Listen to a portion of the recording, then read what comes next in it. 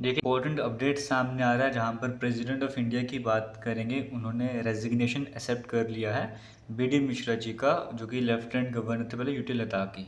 और इसी के साथ अब नए एलजी आ चुके हैं यूटी लद्दाख के, और जो नए एलजी हैं उनका नाम है श्री कविंद्र गुप्ता। जम्मू कश्मीर के पहले डिप्टी सीएम भी रह चुके हैं। आप सभी ने इनके बारे में ज़रूर सुना होगा। अब श्री कविंद्र गुप्ता जी की बात करेंगे, इन्हें एलजी बनाया गया है लद्दाख का।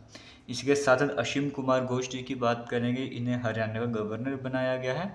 और पुष्पति अशोक गजपति जी की बात करेंगे, इन्हें गोवा का गवर्नर बनाया गया है।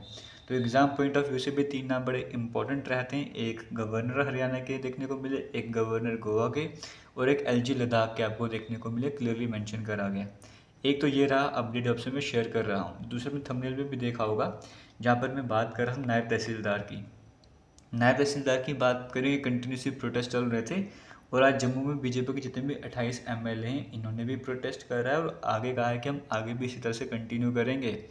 उन्होंने एक अपनी तरफ से कहा है कि जितने भी एस्पिरेंट्स जो उर्दू नहीं जानते, वो हिंदी जानते हैं, कश्मीरी जानते हैं, जो भी ऑफिशियल लैंग्वेज में कोई जानते हैं, उन्हें भी पेपर देने का पूरा अधिकार है। क्योंकि पोस्ट काफ़ी समय बाद आई हैं, और अभी जो रीऑर्गेनाइजेशन एक्ट के बाद जो बिल आया था ऑफिशियल लैंग्वेजेस, उसमें 5 लैंग्वेजेस देखने को मिलती हैं। तो सिर्फ उर्दू रखना सही नहीं है। जो मैंडेटरी स्टेप लिया गया वो गलत है। तो उर्दू को यहाँ पे रिमूव करने की बात तो नहीं कह रहे, लेकिन वो कह रहे हैं अगर तो अब इसको हटा दो, या तो बाकी सब्जेक्ट्स को भी ऑप्शनल वहाँ पे रख दिया जाए लैंग्वेजेस को। अभी देखते हैं क्या अपडेट सामने आएगा। बट देखो, जैसे पहले जेकेपीएसआई की बात करेंगे, रिलैक्सेशन का केस था, या और भी कई सारे केस देखे आपको। इस तरह से सभी एमएलए सब आपको नहीं देखने को मिले होंगे, या उस टाइम पे एमएलए नहीं थे, बट जो भी बीजेपी के लीडर्स थे वो एक ग्रुप में आपको देखने को नहीं मिले होंगे। बट इस बार आप देख रहे हो, उर्दू को हटाने की जब बारी आ रही है, तो सारे एक साथ मिलकर सामने आ रहे हैं।